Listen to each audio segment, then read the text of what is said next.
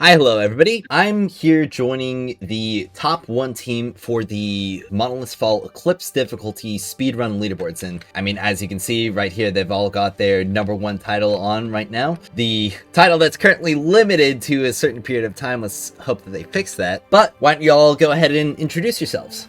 As soon as she can start. Yeah. All right. So I'm Soonish. I'm the elected team captain for BDO for our little raid race and stuff like that for speedrun leaderboards. I was the tan for Isaki's and played Estella on both the other parts. All right. I guess I'll go next. Yep. What's up? I'm Zombie. I've played quite a few gacha games before. Some of them competitively, as you can see, including this one. Oh, which ones? Specifically this game called Sinoalis. But yeah, it's a little niche. Yeah, and it's EOS by now. I think I heard of it, but yeah, EOS is a bit of a shame. Yeah, unfortunate, but it's all right. For this run, I was obviously Ning in first and second encounter.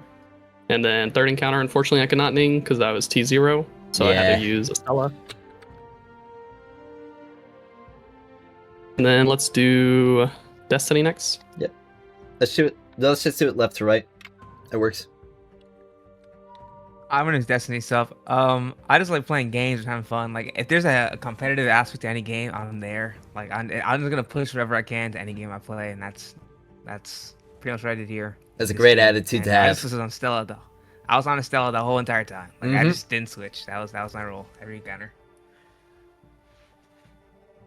All right, Silent. All right, hello. My name's Silent. I was on, I think it was Estella, then I swapped to Ikora for Menace, and then went back to Gwen.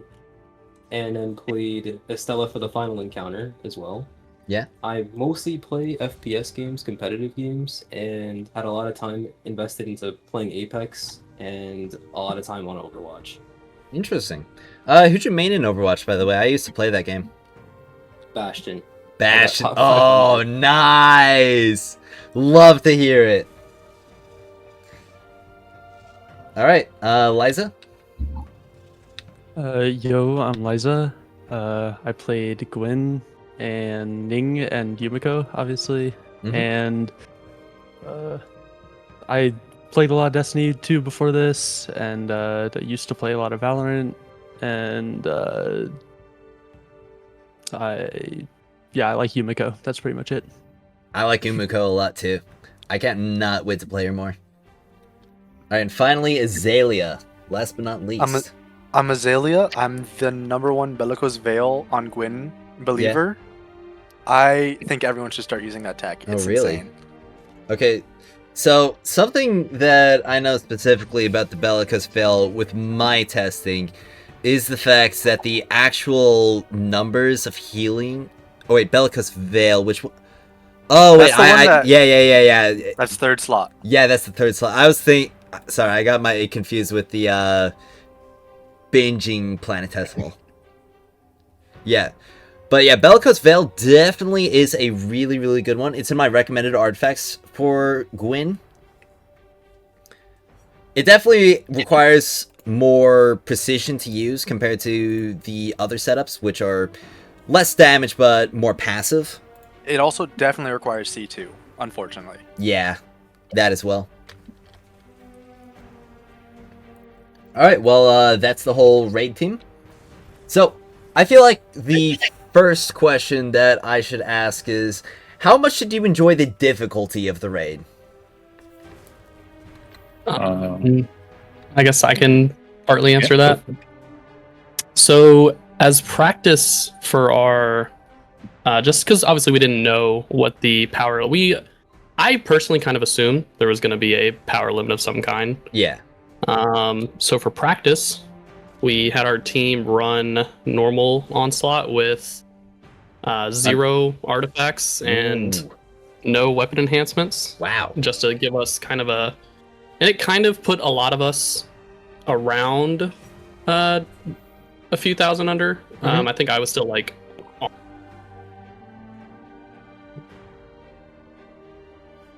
zombie might count. Yeah. Let's give him a moment.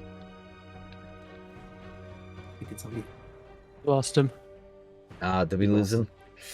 Probably Crap. just went into the void. Oh, it was my cat.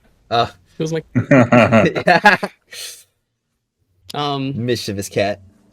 so yeah, we did a lot of practice, and it actually I'll ask you guys, what do you guys think? Was it harder on our practice than the actual run? How do you guys feel? I think the practice was harder once we were actually started speed running Eclipse. I think day one Eclipse, they're like trying to do world's first felt harder just because we were stressed trying to solve mechanics while staying alive. Yeah. Right. And we had some different team members. But luckily it still played out somewhat well. So, I know some of you have played D2 before. In fact, I believe most of you have probably played D2 before, considering most people who are playing Destiny Rising are ex-Destiny players who are currently playing Destiny. So, how many day ones did you participate in? I guess I can answer this one for myself.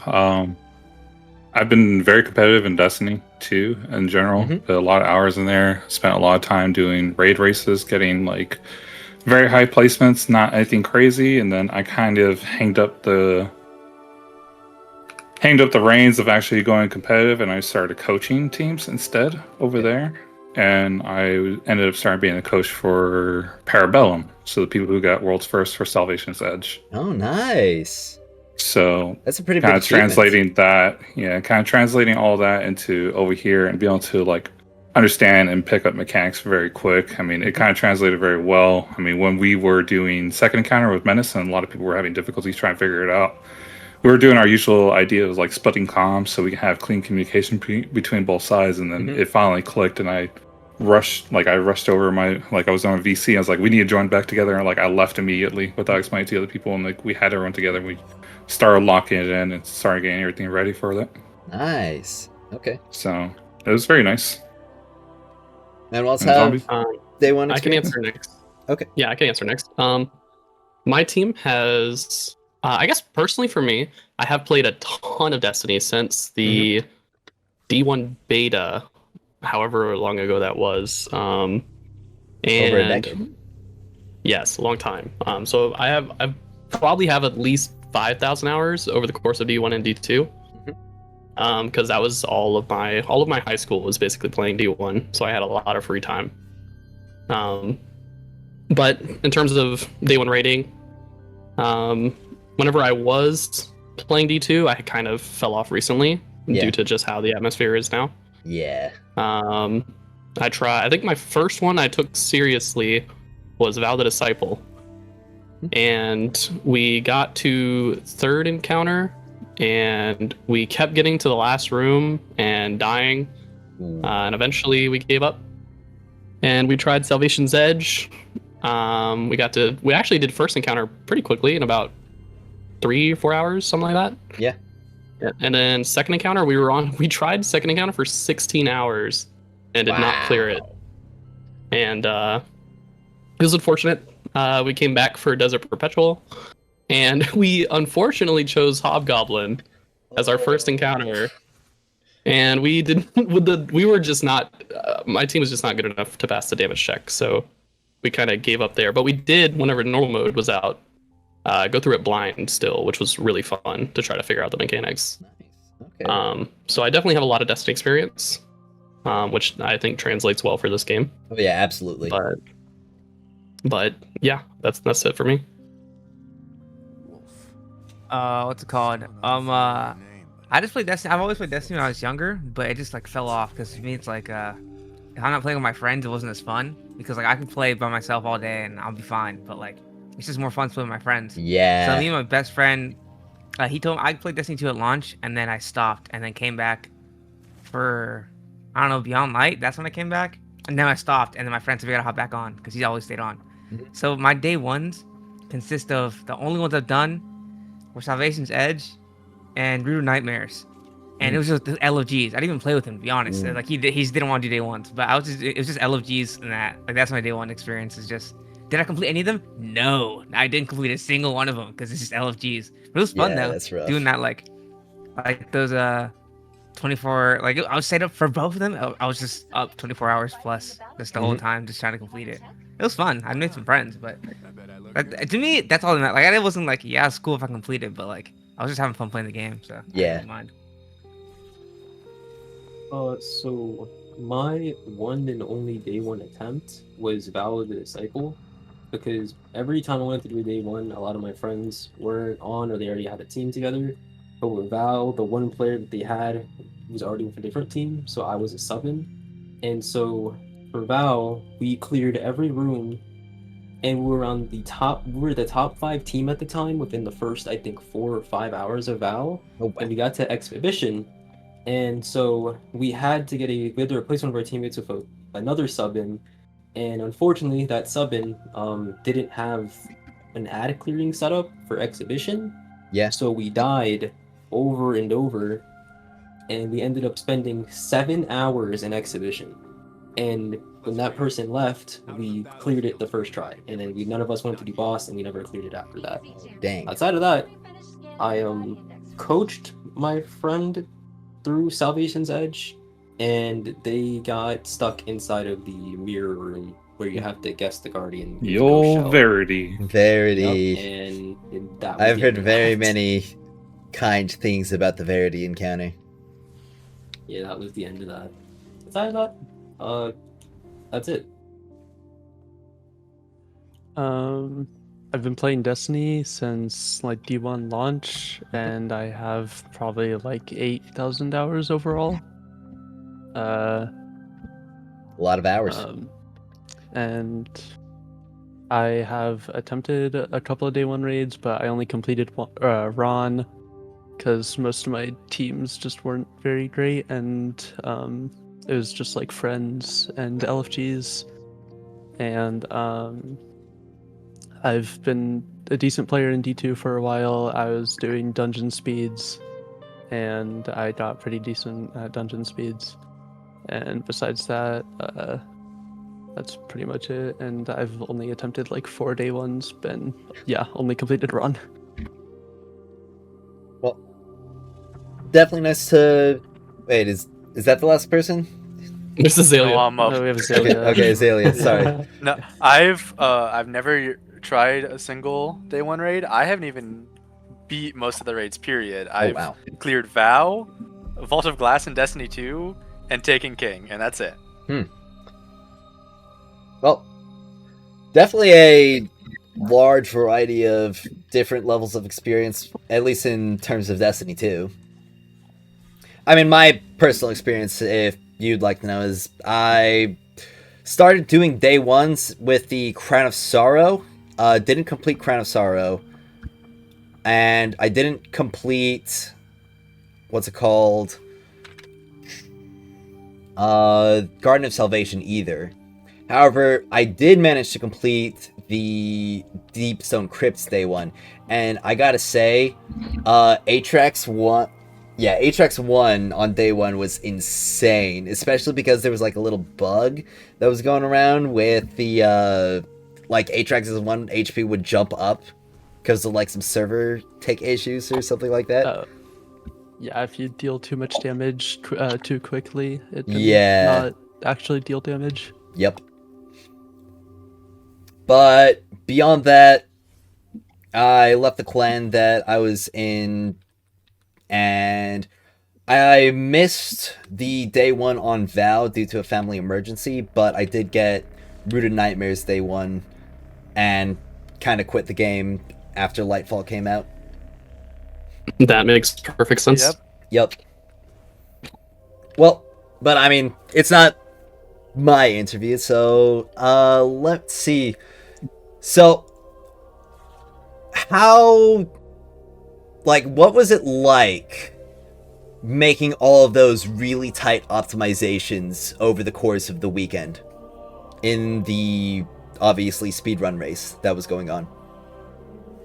I mean, for overall on the team, it was like a lot of personal accountability, understanding where we made mistakes and where we could have improved. We were always watching the white clock And if there was a situation to where we could have gotten a little bit better, or we beaten our previous like marking points and stuff, we would definitely try it again and keep pushing over and over again. There was many situations to where we then started just looking at the clock, and it's like, if we're not hitting this spot by a certain time frame, then we need to restart because we're not going to get those major improvements we're looking for.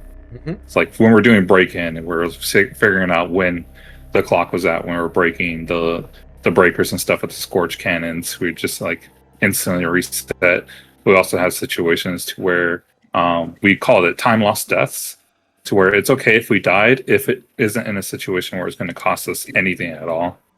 Our biggest and only concern when it came down to shaving off time was doing crab RNG on Isaki's, because you can't. That's something you cannot control. Exactly. And it's 1 in 9 chance, and ideally in an hour you get at best maybe 2 opportunities in that hour, and you had to do everything perfect prior to. But it was really nice. We always like communicated. We threw ideas. We found out ways we could have improved in every single aspect.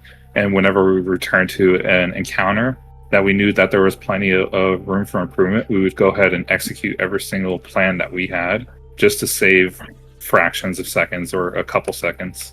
And then we realized we make a simple mistake or did another thing that cost us a second, but then we would still get like our PB, and we'd always keep pushing higher and higher. Yeah, I definitely noticed that with the recording of your fastest times, that even during those fastest runs, you were talking about like, okay, we could have done this split better, or we could have made slight improvements there, or we messed up there. And that was just kind of crazy to me, that even in like this, your fastest full clear, like you're still making those small optimizations. Oh, yeah. We don't even get the chance to celebrate for a higher time or anything.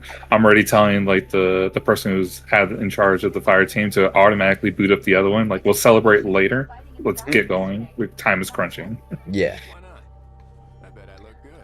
Anybody else have any comments? I was gonna say that it was really fun. I'm glad we got the team that we did together. None of us got angry at each other or anything. We just understood, like, we're going for speed, we're taking risk, there's going to be deaths.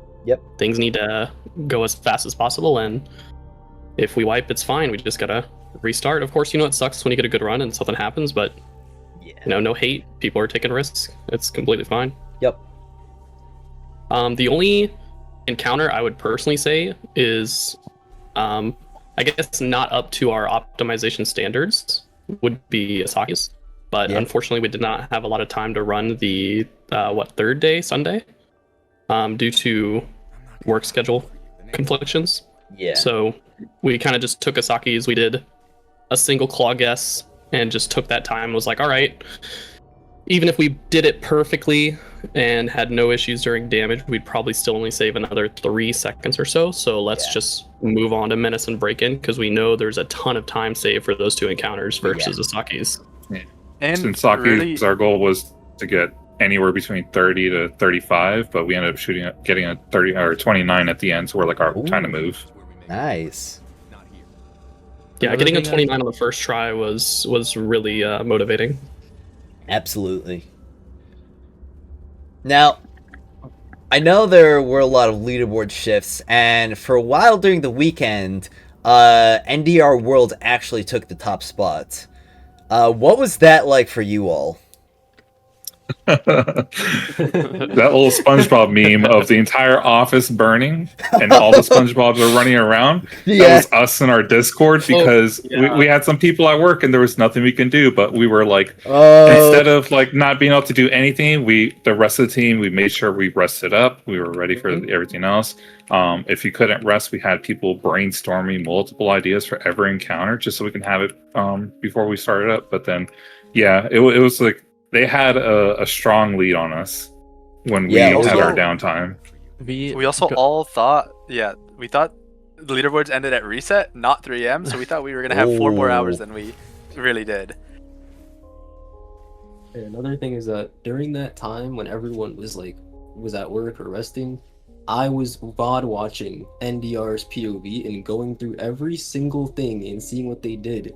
And Yeah. at the end, like the last 2 hours, I think, like right before, I called that they were shooting the shield. We didn't know this. So when we set our menace time, we didn't know that we could shoot the middle of the blue shield at the end of the path. Yeah.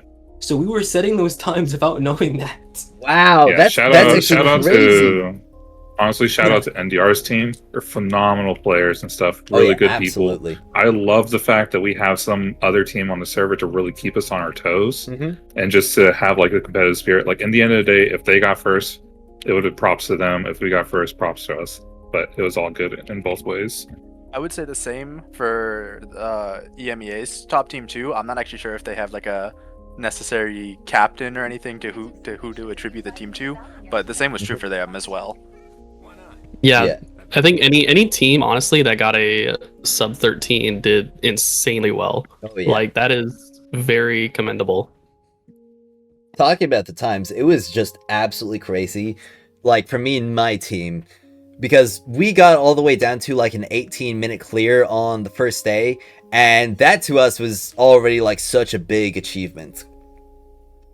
And then over the course of the rest of the weekend, the times for the top like 100 started dropping further and further.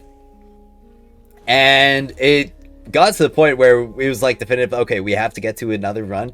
The only issue is that one of our teammates worked the graveyard shifts for the entire weekend. So what we had to do is we had to get together at like 1 a.m. to 3 a.m.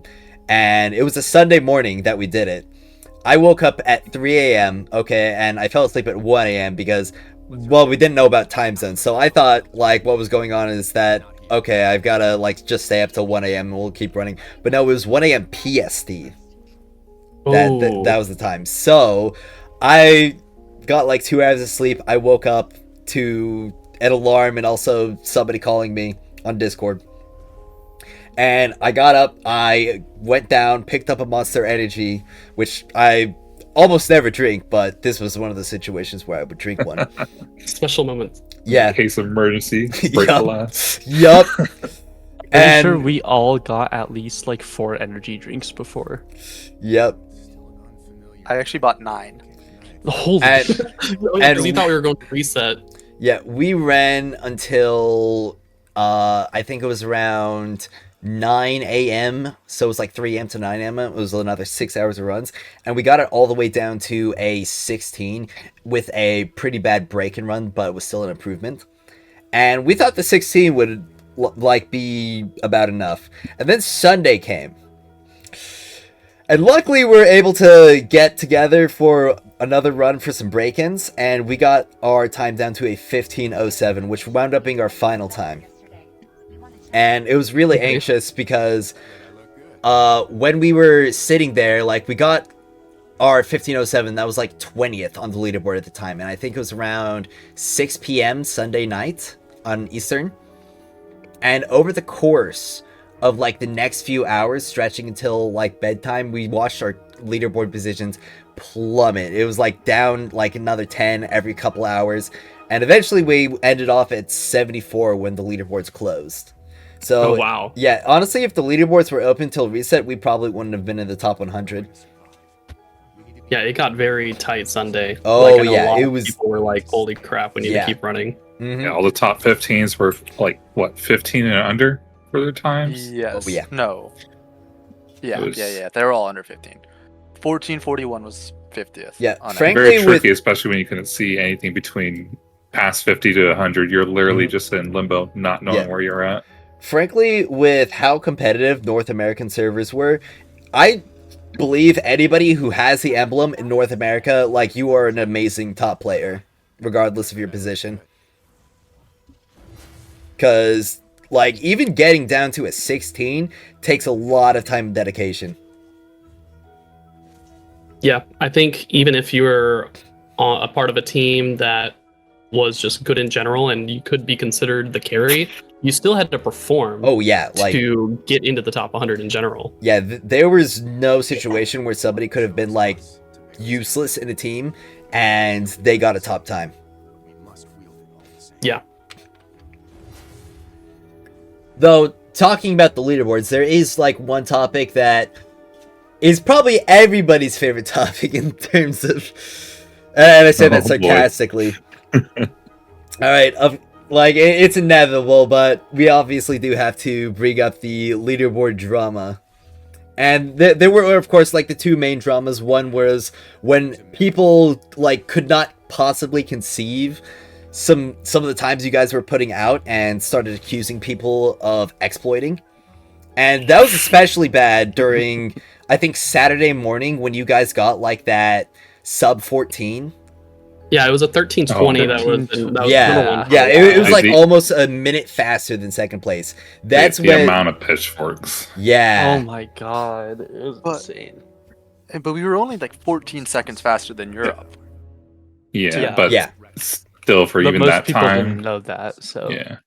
Mhm. People were hard accusing us of doing skips, Yep. accusing us because they saw a name. They're like, "You're skipping on bridge." It's like, how are you supposed to do the mechanic of the Yeah, mini skip?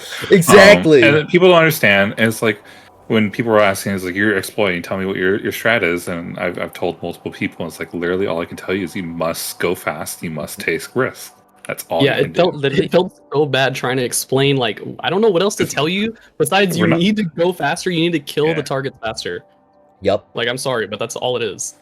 People were saying we were doing exploits that we didn't even know existed. Like, Oh, yeah. I didn't. Apparently, like there's the- the Stella super walk or something. I can fly in the Oh sky. yeah, I Cello didn't Super know I Walk. could- Apparently, there is some wall clips you can do, some teleports you can do. You can yeah, the ignore Uber the Yeah. second encounter. But yeah, and it's like we didn't know about any of those. So after we've been like hard accused one day, we ended up basically it's like, all right, we need to record our runs because no one's going to believe us. So we Yeah. ended up getting multiple POVs and just put them all into recording. Like, of course, we told people we'll release it after the leaderboards, but we're being honest and open when we're saying we're not exploiting Yep. and we're just going fast.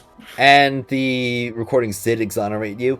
Though there was one thing that like it's not very many people, but there was one person who just keeps bringing it up that apparently there was like one Shinka that you didn't spawn in break-in, like one blast Shinka.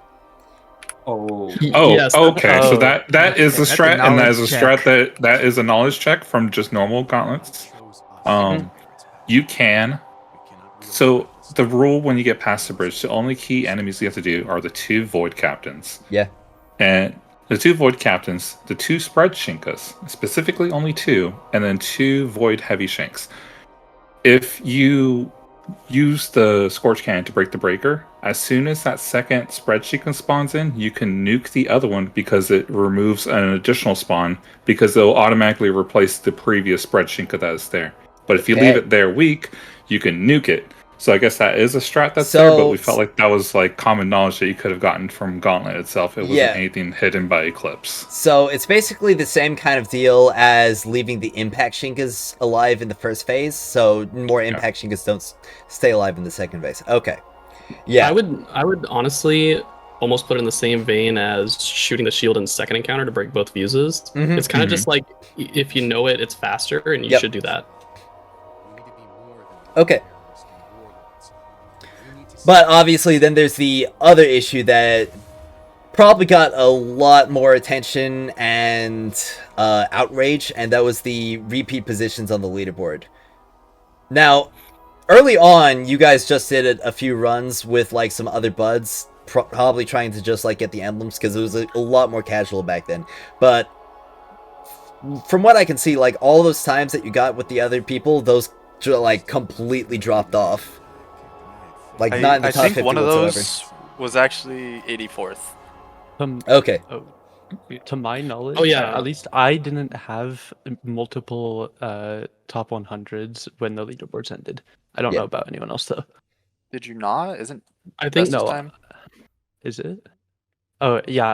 Actually, okay, that's a lie. Yeah.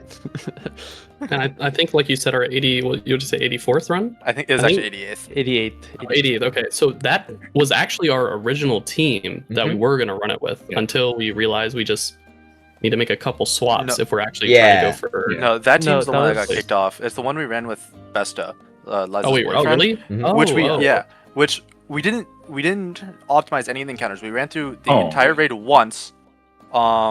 We had a couple deaths. We almost lost on Menace. We salvaged that and we still got 88th Yeah. with no repeats on any of the That encounters. entire time, Besta was unaware of everything. I sat there in the beginning of every encounter and explained every single mechanic, every Wow. single step they had to do, Yeah. and they did great. Granted, we're doing like direct call outs and informing them exactly what they should be doing at that given moment. He was also watching my computer as I was doing it, like, Yeah.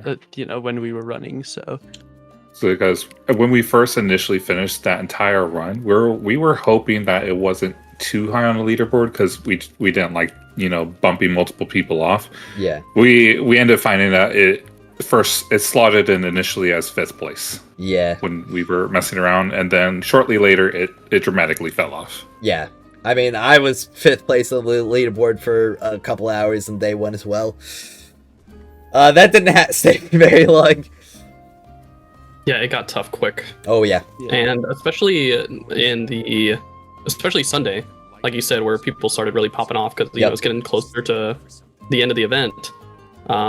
There's no time. There was no time to even try to we did like one run and they were like 104th or something at the end of the day. So, and we needed time to go for first. Yep. So we only did that one run. It was like, all right, we gotta lock in. We can't help anybody else. And that was like one of the main things I was bringing it up when it came to both you and also NDR, is that you two were both competing for the top position on the leaderboard. Like, there was literally zero time to waste doing anything like a boost or even a paid carry or anything like that. And when it came to anything that would have been like a paid boost or a paid carry, they wouldn't have like done repeat teams because that would have been like too obvious. What they wound up doing, from what I've heard, is the paid carries were actually doing recovs. So they'd essentially just get like a full team of people who met the recommendations that were also willing to pay. Oh, okay. Yeah, that makes more sense because having leaderboards publicly and open like that, and for you to have yourself listed with random people who, if you can go check their characters and their counts and see like they have no relative experience, then it looks very questionable. Yep. But as to us and our team and stuff like that, we're not for doing paid carries or anything else like that. We're always open to help people, like when we were helping multiple people through Calamity Ops, or that one person we kidnapped and did the entire Eclipse with them after the leaderboard. Yeah, they random fire team invite. All right, you're joining in, 5 of us in there, and we're just like random through the entire thing. They didn't have a choice. They got kidnapped. And then actually, never mind. I'm not gonna say that. Let's see. We did Menace as a 2-man because they didn't know how to like run through with the bomb. Oh yeah, we're juggling batteries. It was so fun. Well, from what I can tell, the actual impacts of anything that like a paid carry would have had on the actual leaderboards was probably very minimal, especially because most of the time when there are situations where it's like paid carries and stuff like that, they oftentimes use stuff like cheats and exploits and other stuff because it's usually not really good players who are doing it.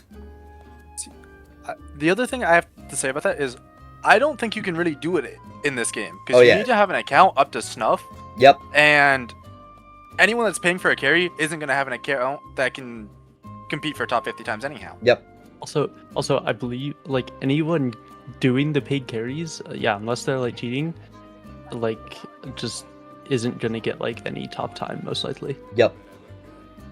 Now I did hear the issue was more widespread in the Asia and EU servers, and I think that's partly due to the fact that from what I heard, those leaderboards were significantly more casual than NA was in comparison.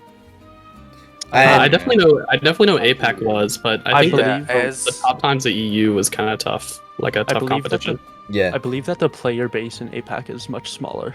Very likely. Yeah. Especially because like Destiny wasn't as big outside of like the Western sphere, so it definitely makes a lot more sense why that would be the case. And I also heard that Latin America didn't even get like 100 total clears. I don't know if that was still the I was the other day saying, "Oh, I got first place," and his time was like 18 minutes. I'm like, yeah. That's crazy. Props to them. Props to them. Yeah, props to them. Props to them. But my take on the whole like repeat teams thing is that was always an issue with the structure of the event itself and the structure of the leaderboards, rather than it being something that you should blame on the players. Because, I mean, there were many such examples, like with your team and like with NDR, where they had to replace team members in order to keep playing because, well, life gets in the way. Or either that, or the person on the team didn't have all of the tools necessary in order to compete. Yeah, I've seen a lot of people saying it should be top 600 leaderboard, which I agree with. And the one problem people are bringing up with that is like, what do you do when the team of 6 would be 600 and to 605th? Which I think just give the rewards to up to 605. I think people would be a lot happier with 5 extra people getting the rewards than like 50 people not getting them. Yeah, essentially just giving everybody like those or extra provisions. Like if they all have the same exact time, I mean that would essentially just mean that they're on the same team, so they all get the emblem anyway. Exactly. As long as your team crosses that threshold for top 600, then everybody in the team should receive the rewards. Yep.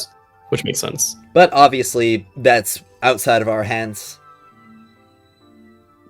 I had an idea for how to fix it, but my idea is super, like, in my mind, super elitist top take. But, like, to me, it sounds so much fun, and it fixes all the problems in my head. Okay. So what I think the next leaderboard should be, like, for this type of event, it should be, like, a knockout tournament. And how it works is, like, tournament. yes. So, like, for the first day, it'll last longer, but, like, for the first day, the leaderboard is, like, 500, okay? And you're trying to compete for this top 500 times. And then after, like, a day or two, it drops down to 300. But the only people that are allowed to compete for new times were if you place in that first 500. Okay. And then next year goes on. And for That'll 300, eliminate the repeats and everything. yes. I and it like- goes down to 150. And then it just keeps going and going to the last day where it's like only the top 50 left. And those ones are competing for, their place in the top 50. That's a good idea, but the problem with that is that, like, what if you're just not able to play for the first day? See, Yeah. I think that'd be a good idea for like Eclipse again over like a month. So it's 4 weeks. You have a week to get your best time on a current Eclipse. I think that'd be a better way. Oh man, I would love to see how low the times could have been pushed if we had like a lot longer. I think was we gonna say, could have gotten saved 12. We could have got a sub 12. Yeah, sub 12 definitely possible. That'd be insane. Because I was gonna say during Menace, I was doing a lot of the mini optimizations on Menace when we were working on that. We were losing time in some of the like dumbest places possible, and we were also gaining time from the dumbest things ever, like the Scorch Cannon thing. Like I think everyone can say when I first figured out that Scorch Cannon thing, we were behind NDR by like 3 seconds, and he was doing the Scorch Cannon thing. So the first time we did it, we shaved off 10 seconds or something. It was insane. Yeah. And we were like, and we did it again, and we shaved off 5 more. So an interesting thing in that Scorchan trick is that my original team that I was running with, like the Overkill pack back in the beta, when we were doing our like initial leaderboard runs for like the best times before the beta cleared, we actually figured out and utilized that trick for the Menace Above.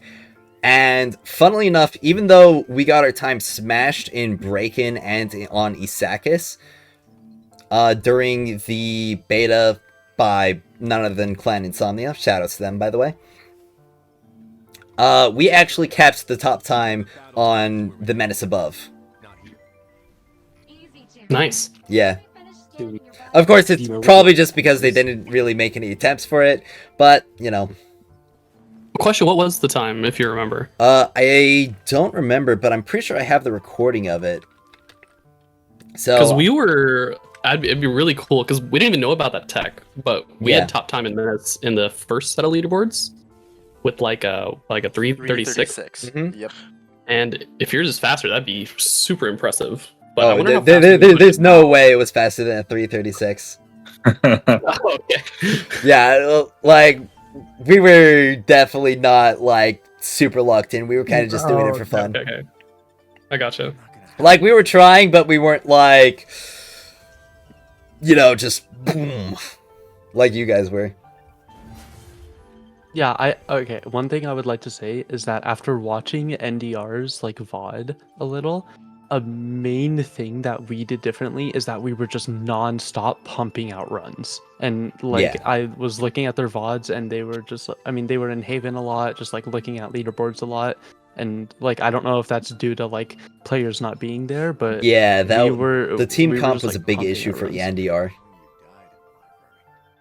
Like he was Yeah, hopefully he does get a more settled team for the next race, because I would like to have a consistent team to be fully 100% like challenged against Yep. the entire time of the span.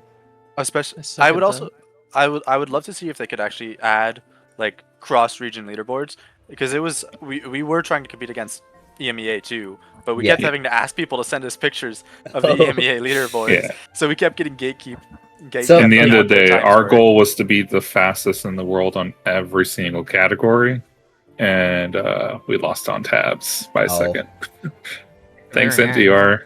327 tabs was the fastest. Yeah, there's a Oh, there's a set- faster one? Never mind. Okay, Yeah. NA. But yeah, I'd actually had that as one of the suggestions, like pretty early on on the Rising Discord, is for there to be an actual global leaderboard with global like titles associated with it. I feel like that would really push the competition to insane levels. Oh, For absolutely. everybody to see the whole world's times. I would Or even love if to that have. wouldn't- Or even if that wouldn't be like completely feasible to in-game, I would love to see at least an external way to see the leaderboards, so we don't have to Yeah. try to make accounts, level them up, unlock the game modes to be able to view other Yo, leaderboards. light.gg, this is your time. Yeah, some Like kind that of GG. some kind of API access, or even just onslaught report. something like that. Mm-hmm. Though I don't know if they have any API for Destiny Rising. I mean, I know they had like some kind of browser wiki going on with Destiny Rising, but from what I have heard, it's a little bit non-functional right now, due to Oh yeah, due to certain things that were discovered through it. the overall trying to figure out information into what this game has by means of like information. So like when starting off the game and trying to figure out artifacts, when I saw your spreadsheets, I was like, oh, thank God someone's done the work for me. And then Azalea and I we're like on our off days, we're over here trying to get like the random titles and stuff, and over here trying to get Morgan's Prey. It's like, all right, we need 40 wishes. Can we find a list of them?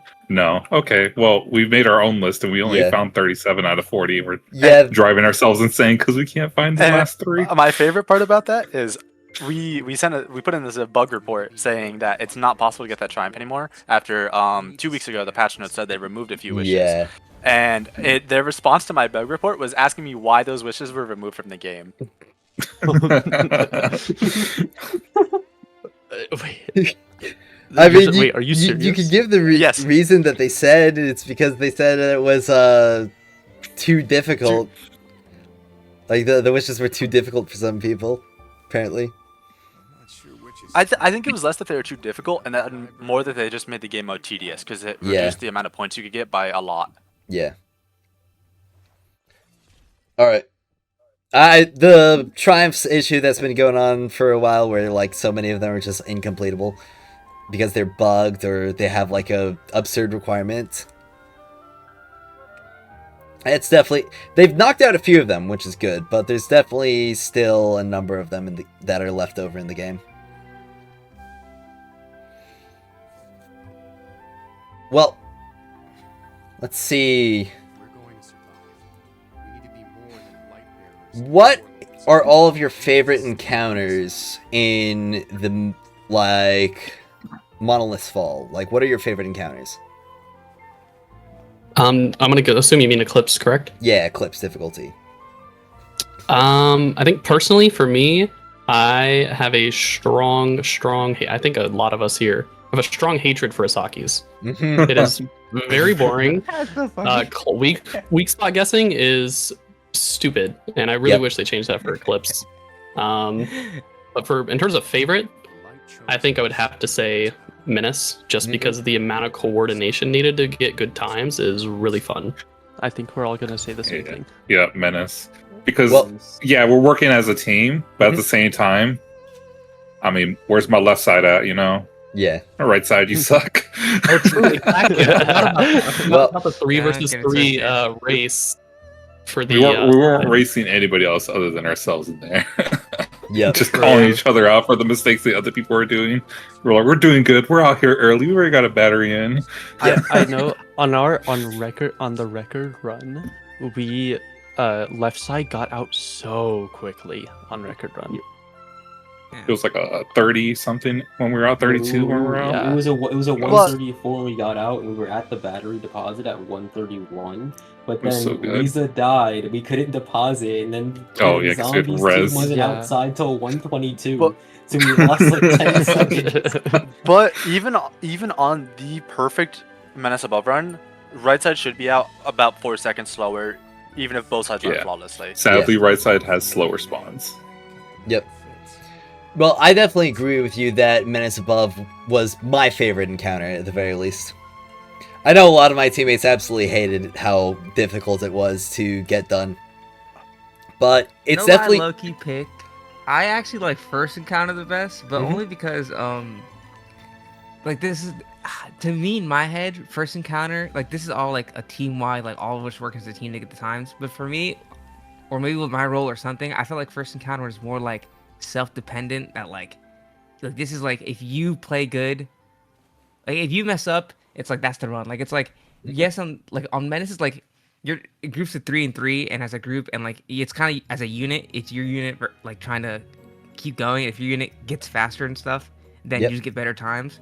But I felt like in break-in, it's more like everyone has their own role, Mhm. and you can increase your time if you personally play your role better.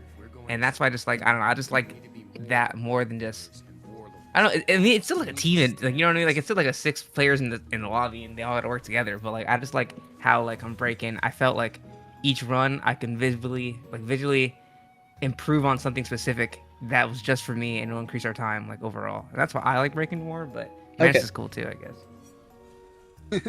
Yeah, I think that's completely right because as soon as almost one person messes up on break-in, it's essentially the whole run, and we have to Oh, yeah. reset. Time lost death. Yep. So many of them when there. I'm also like 100% right there with you with the complaints on Isakis and just Isakis in general. I definitely like the increased intensity for Isakis, so it's definitely not as boring as Isakis was on normal mode. However, it still has the same exact issues where you're essentially just like waiting for Isakis to do something until you can actually progress. And there's not really many time saves that you can actually do in Isakis. Yeah, And of course, exactly. there is also the Gamba. I would also like to say I wish the debuff from picking up overseers and scourge cannons didn't reset on death in there because it makes it super easy to cheese that encounter even on Eclipse. It's almost no Oh, yeah. different. Yeah, if you just force deaths to get rid of the debuff, it makes it a lot easier. Yeah. That's what we did when we kidnapped that one person. We just all jumped into the crab and died and reset our debuff. Alright. I'd say for my favorite encounter, obviously, it's Menace, only because I was able to use Ikora that one time, and I had the most time to play. I lost a bet to this man. I have to build Ikora now. I hate it. Because the run the first time we ever did the clear, we were first place after we did my clear for it, because we were gonna I thought I was doing my clear to do my clear. I didn't know I was actually part of the team yet. But then afterwards, I said, let me try using Ikora for Menace because there were spread shinkas and we weren't Yeah. breaking them quick enough on our side because I didn't have cartridge maxed out on my older. So I went to Ikora, and the first time we did it, we got a 601? When we had like a 630 before, and we shaved off Wow. 30 seconds of me using Ikora. Yeah, that's then- how we got that 1320, and just like Ikora is like the main reason we got that. It's actually kind of and insane. after that, I swapped to Gwen, and we actually Yeah. made progress. Yeah. But Well, like, I mean- I'm Ikora being used in any of the leaderboard runs at all is definitely something to definitely an achievement, to say the least. There was apparently like one person who was running around in, I think it was like some LFG teams, who got like some really good runs in with Ikora during Eclipse, and it was Ikora on like all 3 encounters. like getting an MVP in all of them. Oh wow, Yeah. that's actually impressive. Yep. What a goat. If you're watching this video right now, leave a comment. By the way, I'd love to hear. I'd love to see your Ikora, man. I remember also seeing in the main Rising server, I don't know which actual server it was on in terms of NA or EU, but I remember seeing like a team of all Atals get like an actual good time on a soccer. Oh, team. yeah. I was saw like, this what? too. Yeah, that I was saw that was my too. boy That was- safe. Yeah, that Well, it was like my boy Safe. 340 something. I was like, this is It was a- insane. it- That it was a that is 340 actually six does on Atal Titans. Atal doesn't even have void weapons. No. Yeah, I don't know. No. I don't know. So they Yeah, just no. so they just brute forced all those shields. That's actually insane. Yeah, he showed me the run. They used the Mint Mend lightning orbs to do damage because it's bugged right now on linear fusions and it does double damage it's supposed to. It's not supposed to do that Oh. much damage. Okay. Damn. But they just did it for fun. It didn't really improve their PB, but they just Yeah. wanted to see if Atal was useful. I Okay. do hope in the future, because this is one of our big concerns, like leading into Eclipse, and we did try reaching out through whatever means we could about, whether it's a question of exploit or speedrun tactics, such as, menace bridge skips. But we Yeah. never got any full clarification on it. I mean, maybe it's because they didn't want to reveal, like, that even with bridge skip, it's not going to be viable because you still have to bring the battery across. Yeah. But other exploits and stuff that people brought to our attention that could greatly affect menace or like damage bugs. Oop, there I go. Damage bugs that can cause issues for the integrity of the leaderboards. But I do hope that they address those in the future to make sure that the leaderboards are 100% pure Yeah. and not being used with bug exploits. I mean, yeah, bridge skip is fun for like standard leaderboards. Claw gamble has just always been there, but when it's going to basically invalidate any like honorary to the leaderboards and stuff, I do Yeah. hope they can address it in the future and make sure that when they put out another awesome event like this, that there's clarification and understanding that either one, they've been patched, or two, that your team will get wiped off the board if it's found to be like invalidated. Yeah, which was the main reason, like, well, not only like morally, but we are also, you don't want to take the risk of our Mhm. number one time being wiped just because you wanted to do something slightly faster with a skip. Yeah. So anybody trying to tell us like, hey, you can do this and this on this encounter, we're like, no, we're not doing that. We're like, first of all, we're recording this, and everyone's Yeah. gonna flame the hell out of us when they see it if we do Yup. that. But we're just trying to like legitly see how fast you can push these encounters without doing any sort of exploiting, cheating, skips, Mhm. whatever you want to call it.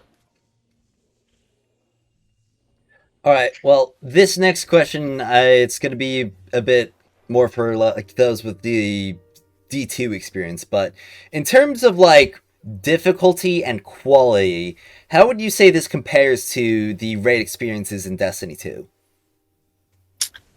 By means of quality, for an Eclipse variant, I do like the fact that I wasn't just approached with more Shinkas, and that I was approached with different encounters or different mechanics. It made me really feel like NetEase had a different vision for their raids, and then ideally turned it down for a normal variant and kept that high difficulty crazy thought for a harder like leaderboard rush like this. Overall difficulty, I do feel like is much easier. Maybe because we take each part in smaller segments and stuff. There's no like transition periods or like getting lost and trying to find your way over to the next encounter and stuff. Yep. But I find this a lot more lenient than DT raids. Still a challenge, but a lot more lenient. Okay. Yeah, I completely agree as well.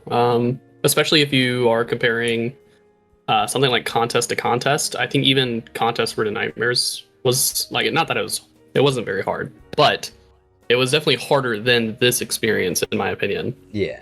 And that's, of course, there's just a lot more depth in Destiny 2, which you can't really kind of get in a mobile game. But for a mobile game, I think the raid, and especially Eclipse difficulty, was very impressive. Mhm. Like, I did not expect it to be that thought out.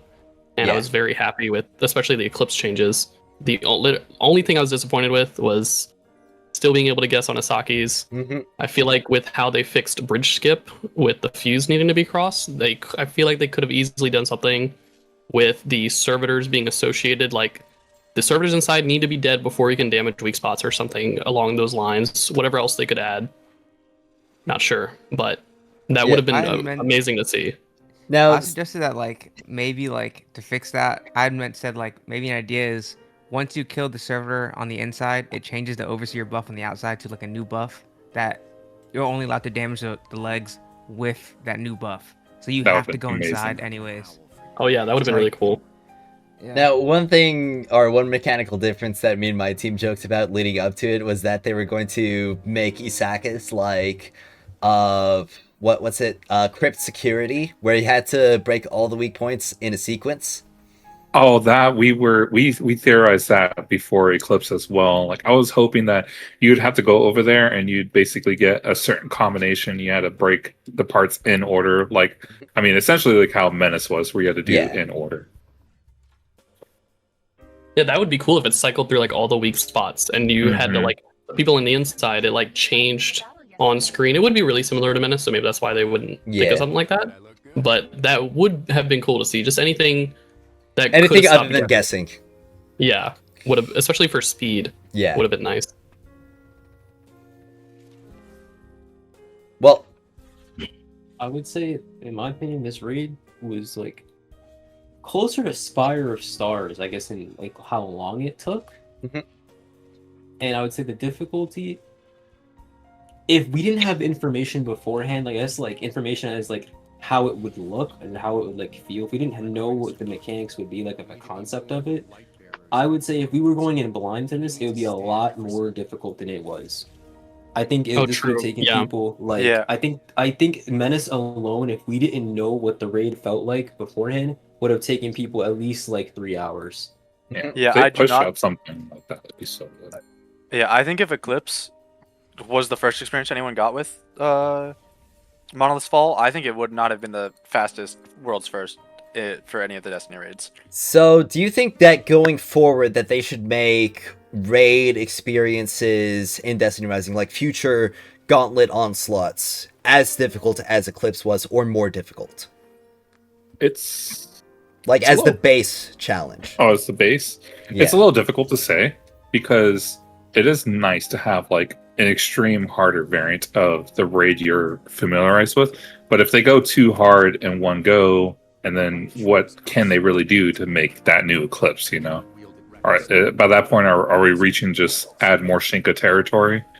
And- Well, I They think also more do so in need to- like mechanical difficulty. And I do think that mechanical difficulty, I think it's going to be hard to make the just normal Gauntlet Onslaught more difficult, because it does still need to be matchmakeable, which I don't think Yeah. Eclipse would be Eclipse beatable will matchmakeable. not. I mean, they got Yeah. that countdown ping, but that only does so much. Yeah. Yeah, I've heard it was already hell, and probably still is for LFGs trying to do Eclipse, which is Yeah, why we get so many DMs on help. Mhm. Please help us Yeah. with Eclipse. We'll probably I- trying to help a couple people over the next few days and stuff while these boards Okay. are happening to get those community goals. Yep. Yeah, I do think Onslaught should stay either as like about the same difficulty it is now, or at least if it's harder, not harder in a way that requires more communication, so you can still matchmake it. Okay. I do have a question for our guys. Do you think we should have been at a even lower power delta? Do you think 2K was just not enough for it to be challenging? Or do you think that more than that would have been too much? In I- comparison to our pre-trials and stuff, when we had 0 artifacts and 0 weapon enhancements, and we were at lower power delta than what the Eclipse had, I honestly wish there was more power delta scaling. Like, still being able to one phase Isaki's is kind of sad. I wish we'd still have to push through the 2 phases because of the difficulty curve. But Yeah, I think it'll help out make it be a little bit more challenging, because I think by some point we're just bum rushing everything. I think a lower power delta would like actually just copy Destiny 2 challenge mode, have it be the lower power delta for like the first 24 hours for world's first. Because I don't think leaderboard rush. I don't think it would have been nearly as fun to run for times at a lower power delta. I think World's First at a lower power delta would have been more fun, but not the leaderboard rush phase. Okay. Okay. I agree with that completely because I wouldn't have wanted to speed run. I wouldn't have wanted to speed run at all if it was like. I also agree with that. Well, Wait, definitely. I don't get it. Then wait, are we saying that for day one it should be how hard we had it now, and after day one it should go back to normal No. power? Is that No, what I think day No, one should have that's been not what even we're saying. harder. Day one should have been even Oh. harder, and then after day one, for like leaderboard rush, it should have been how hard this one was. Because I think okay. That makes more sense. I was like, Yeah, I Okay, so agree. you I'm want like, what are you guys World's saying? First race to be much harder. yeah, I think World's First I would race should have say- been even harder. Yeah, That I at agree least with. I think at least in from what I'm thinking of, at least 5k under ish for World's First. Okay. I'd That's even say definitely more, bold. maybe. Especially for a More than ring. 5k. That's I'd say maybe bold. 7. I mean, I Because- completed Wow. I completed Expanse 10k under. Let's bring Yeah, it to 10k. I do- Which I do want to say I guess this. The original in the beta, around the time we unlocked the raid, people were on the light level of 34 or 44k, and the raid was like way higher than that. Oh, I yeah. think the enemies were red skulls everywhere. and Yeah. we were barely able to damage them, and I think that's very like. I think it would be way more fun if every enemy was a red skull Okay. on that clear than it would have been how the way we had it now. I think. Alright. Yeah. I agree. That reminds me of when the actual normal variant of the raid dropped day one. I think Yeah. the highest I was about 31k, and it was like 39k recommended. And Oh, man, yeah. that was That actually was tough. It was That fun, though. very rough, but yeah, that was fun. So, I've gotten pretty much all of like the raid related questions through. How do you guys feel about like the general state of Destiny Rising right now? Because obviously this game is more than just this one event. Buff stamina. Buff stamina, and clusters, both Big kinds. potential. So- Big so more potential. resources. Clusters. more resources. Yeah, There's definitely a more lot of clusters. potential for this game. I could Oh, I yeah. could go into a tangent about clusters, but to keep it short and simple, solo players are clusters are unobtainable to them as Yeah. of right now. There's I- no physical way.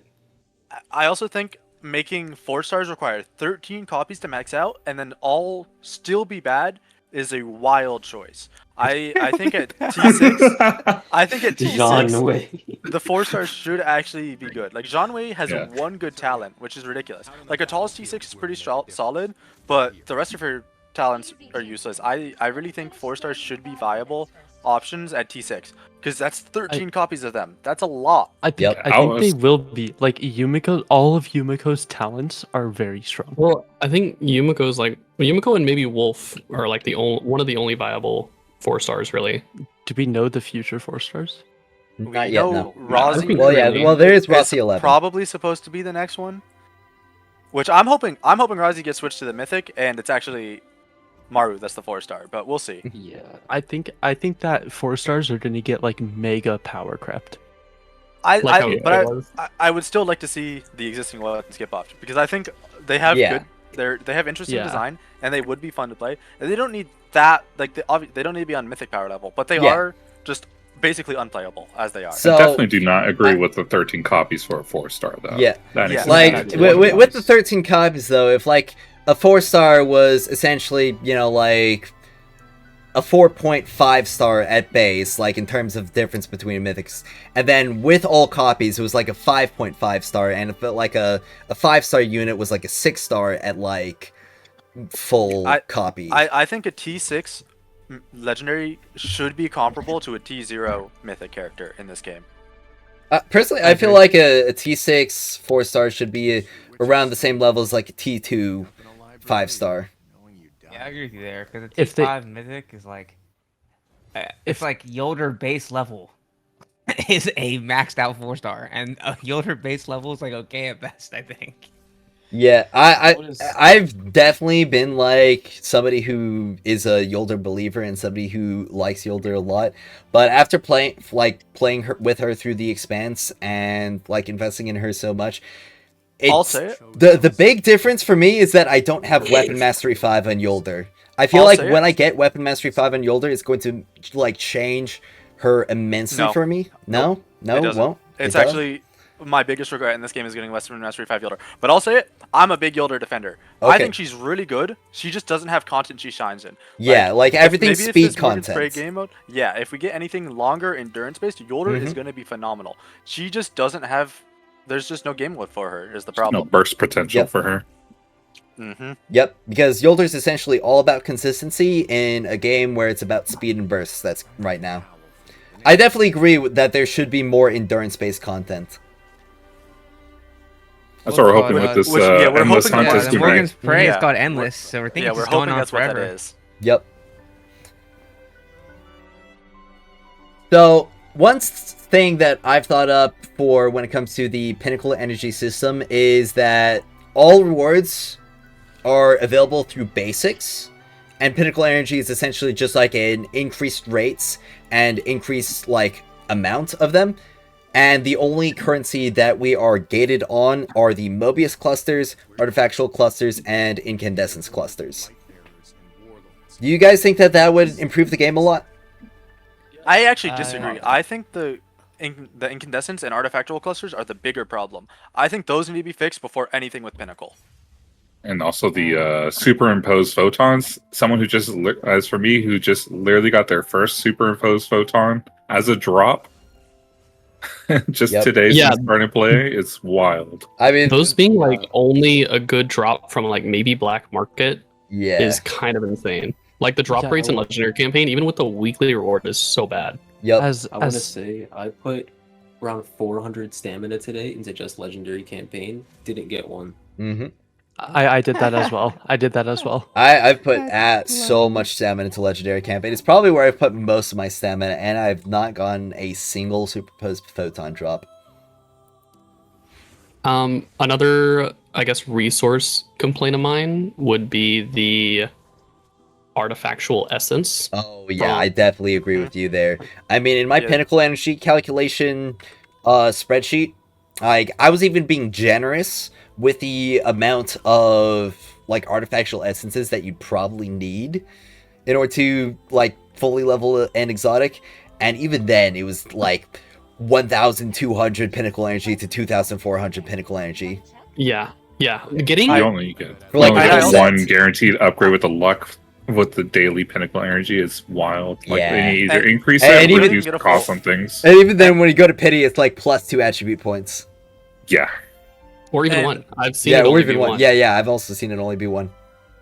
And especially for the first two slots on the defensive artifacts, I think them being locked to elements would also not being locked to elements would help that problem a lot, because you can share good rolls Oh, on yeah. the first two slot on the defensive artifacts on a lot of characters. So you could get 2 maxed out of those and not worry about it if they could be shared through elements. But the fact they're locked means you have to get 6, a Mhm. minimum of 6 god roll maxed out defensive artifacts Yep. alone. And that's definitely really nice for me, at least, because after doing like all my testing and calculations and stuff, I kind of figured out that, oh wow, Unrelenting Evolution is kind of like BIS on a lot of units. But that's mostly just because there aren't really any good slot 2 artifacts. But yeah, when I noticed for the first time, especially once like exotics came out and you can refactor them, I was like, wait a minute. If my exotic artifact is at luck 15, I need 30 of these, and a Mhm. whole day's worth of pinnacle energy is only 24. Yup. There's no way. There's It's just gonna for take a month 1 to get point one increase. exotic. It's insanity, in my opinion. Yeah. I think Why- resources are kind of. I mean, like, yes, resources are bad in this game, but to me, like, it's kind of. I've been on this game every single day, and I'm gonna play every single day. So resources to me in the long run are like, oh no, like I'm just kind of like devil's advocate. Like in the long run, I'll have everything eventually. It doesn't know how long, get- but eventually. That's That- why I think that's incandescent the- clusters are the real problem. Well, Yeah, I know. the thing about the resources, I did the calculations for it, and I mean, unless events patch it up a lot, and I mean, I was taking a look at the Morgan's Prey, and outside of the clusters on the Morgan's Prey event, the rest of the resources are not plentiful. Yeah, the resources, you need to be able to obtain resources at either a equal or faster rate than it takes to max out a character. Mhm. So you can, because if you can't max out more than one character before The next more character characters comes come out, out, yeah. So like if you can't even max out Estella before Maru drops, you're never going to be able to keep up with the meta, and that's just going to lead to the game dying like Mhm. instantly. Yeah, Especially, ignoring. yeah, even ignoring especially Weapon Mastery 5. Weapon Mastery 5, I think they just need to remove the incandescent clusters. I'm fine leaving them relic trait 17, 18, because that's like 4% damage on your wealth. That's not a big deal, but 20% damage on like phosphorus or on Estella accidents, 20% damage on phosphorus on tan, those are all ridiculous. You need those for the characters to really be viable, especially in the harder difficulty contexts. Yep. Yeah, it's like if they don't make any changes to like the pinnacle energy or the amount of base rewards you get. I know it was like back when you had the new light handbook, you can reset your characters. Let's do that again, please. Or like the allow us to even like for exotic weapons that we've been testing around and we want to see the damage potential of it. I'll let us get our materials back if we can re-roll them backwards, you know? I Just so feel we can like get those clusters of materials back. I feel like if we're gonna like bring back resetting, like I don't really feel like that's the thing because it's essentially just gonna make it so that you only need to have like essentially one character built per element or per weapon class, and at that point you're just shuffling around materials. And I would much rather just allow everybody to have built characters across the board and just kind of like skip this middleman. Yeah, that is very true. My okay. thing. Go ahead.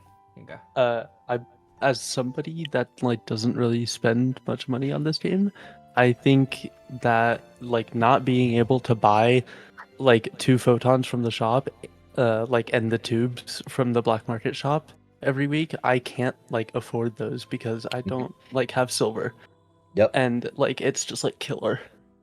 Especially those superposed photons, like as somebody, even if you're somebody with like the monthly card, you have to spend like the majority of your black market coins just getting superposed photons because of how bad those drops are.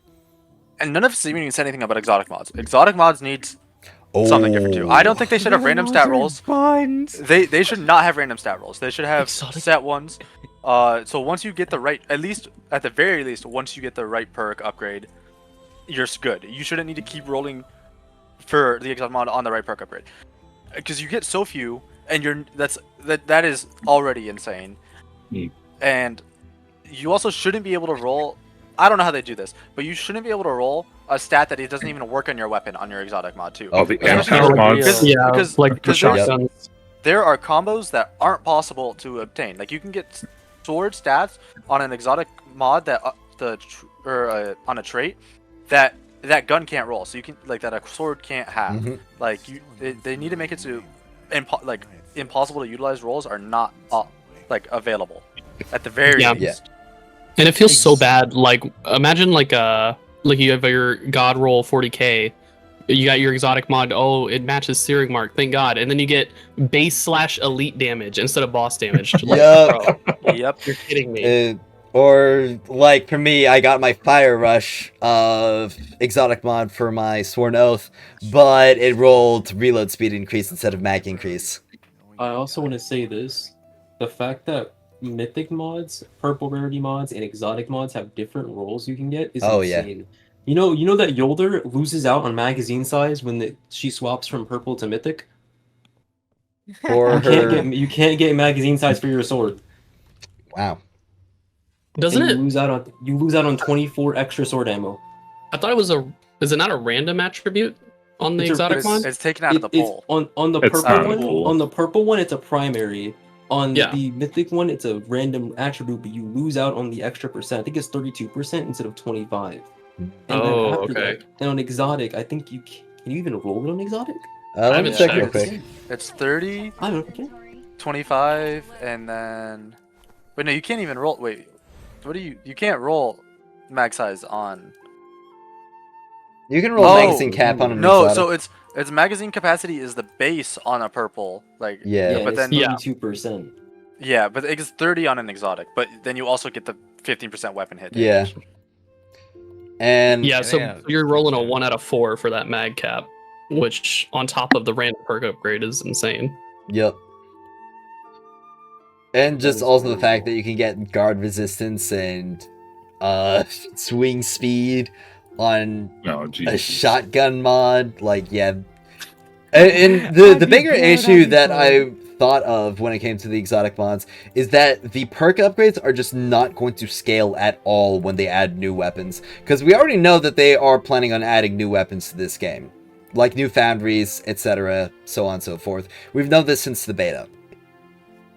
And the second that they add one new foundry and like 4 new perks, all of a sudden exotic mods have become like 10 times worse than they already were. Yeah. So we're trying to farm our mods early before it gets bloated because there's no guarantee that they're going to have a fixed system for it in time. And the other thing is, of course, the fact that the exotic mod drop chances are so terrible. Like, I just spent 2 keys today, and I didn't even get a single mod.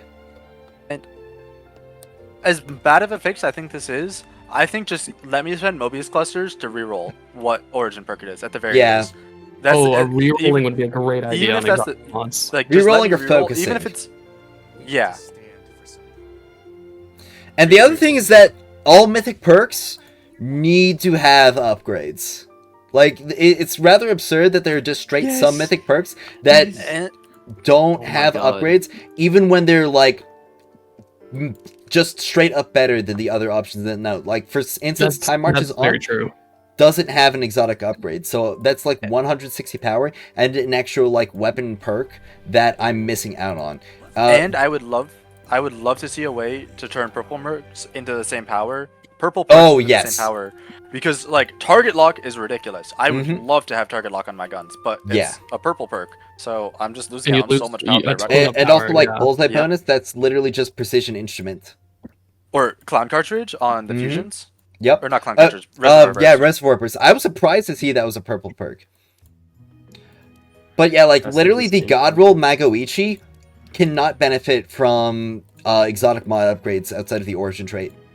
Yeah, I'm surprised they didn't at least give it like stat upgrades, at the bare minimum. But of course, if they add more mod upgrades, then that would just exacerbate the issue. So obviously fix the issue with like the mod drops and the upgrade stuff. Personally, I think being able to either focus or at the very least, like just making it so that all exotic mods will just upgrade any and every perk. Like, either one of those things would just fix the issue outright, because then all you're looking for are just the stats, which is already bad enough. Yeah. Like, I was lucky enough to get, like, my Kulfi. Like, my Kulfi mods are essentially perfect. And I'm really glad, because Kulfi is a monster of an SMG. Yes. Another thing I think they should work on, too, like, resource-wise, I think, the actual... Like, we need more permanent banner draws. Like the actual like crystal, not even Lumina Leaves. Yeah, that's another issue. Like, this next event isn't giving us Lumina Leaves. It's kind of lame. I feel like in all gotchas, any mobile game, the event is where you get a lot of your Lumina Leaves or like your currency, and there's just none in this new one coming up. Or like at least they don't show us. I'm so used to doing weeklies and stuff, and just getting like maybe like up to 10 draws a week just off of your standard banner, which is nice. We're getting 3 standard banner pulls from the new event. I was talking about this earlier, but if you compare this game to like any other gacha game, the fact of the matter is that we were top 1 on the leaderboard and we didn't get a single Lumina Leaf might be the most insane thing I've ever seen. Yeah, no pull, no summons, no. There's not a single tangible benefit to being top 1 on the leaderboard. The only thing we got is a title. 30,000 glimmer. You're right, my bad. Let's go. And a title that we lose in 16 more days. Mm-hmm. I haven't done I'm doing 1 standard pool like a week. Like it's like I don't know if I've ever done that many. Like, I haven't gotten any since I finished all the events. Exactly. Ever since I've stopped converting Lumina Leaves into pulls, I've not seen a single one. Yeah. Yeah, same. It's just not correct.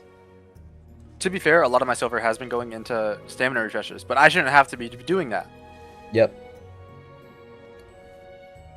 And also I want to say, I feel with the stamina thing, stamina should be able to be at least purchasable daily, at the very least, or something. Because I think it's insane to think that once a week you get 360 stamina. I think you get 360 stamina. It's 240. No, it's less. It's Yep, it's 240. It's 240. No. 240 purchasable stamina.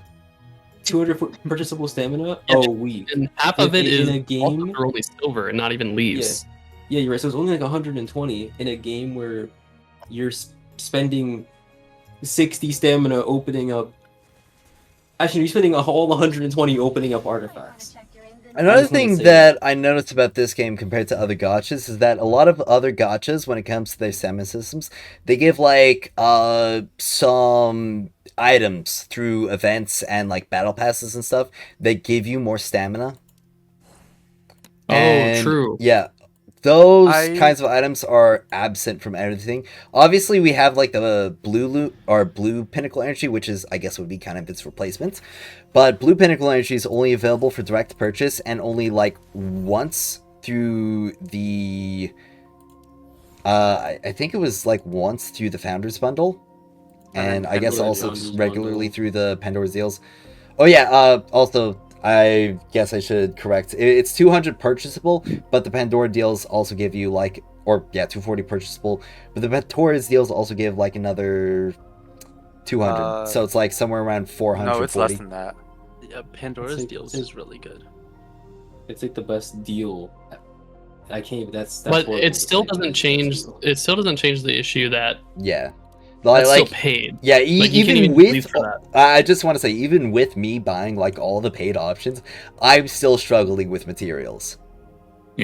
I do hope that they add more activities like Calamity Ops to where there is a reset, and if you're a Masters 2, you're getting like over 1,000 Lumia leaves within each of those cycles and stuff like that.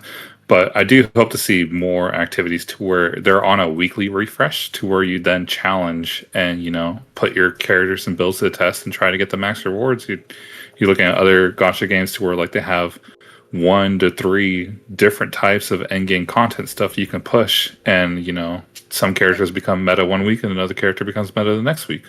And a lot of the stuff they're locking, it's not even like money gated too. Like, Yeah. both types of clusters are just time gated, so it's not even like they're being greedy. It's that they're just making it impossible to max out characters for Yeah. anyone, even whales. Mm-hmm. Well, It doesn't. I feel like So- we've been running for a while. It's almost an hour and a half recording now. So I've got like one last thing for y'all. Well, actually, I don't actually have a last thing for y'all. Are there any kind of like closing thoughts or comments, like anything that's been sitting in the back of your mind that like hoping I brought up, but I haven't yet? Or just something that you feel like is worth mentioning?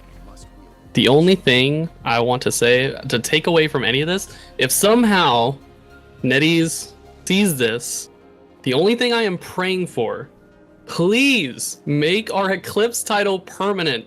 Please.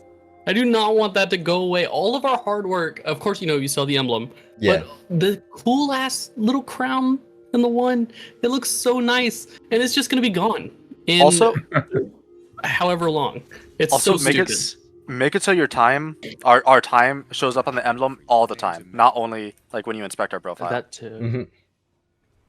Yeah, like the leaderboard, like I get the other titles resetting because they reset every week or Yeah. whatever. Eclipse was a one-time thing. The leaderboard's not gonna reset. Well, And I it- guess Eclipse for this specific raid was a one-time thing, but like Eclipse why why take that away from all the top teams across the servers for essentially no reason? What do you gain from taking away our titles? Especially because it's not even like it lasts until the next raid. Like if it lasted till the next raid, that'd be one thing. But Yeah, it'd be more it goes understandable. away after just an arbitrary 21 days. Yeah. That's not even until like the rest of the season finishes. That's like 1 week into Act 2. Unless they're releasing another wanted to raid in also Act 2, interject- which would be insane. I feel like that would be too soon. Oh, hello. Yeah, hi. Sorry. Don't forget about the chat banners. They actually expire as well. Oh, really? Oh, yeah, the founders chat. yeah. banners Oh, yeah. expired. Now the chat Yeah. banners Oh, and well, Morgan's that- chat banners going to be Wait, the expiring. Morgan's chat banner is going to expire too? I mean, I That thought one the too, Founders yeah. chat All of them banner was. expire. I thought the Founders chat banner was just going to be like, okay, well, you just have to be a regular subscriber, but if the Morgan's chat banner expires, that's so dumb. Wait. Yeah, it's oh, 14 days you from Yeah, the 14 Chat day. banner. I think Yeah, I think 14 the days.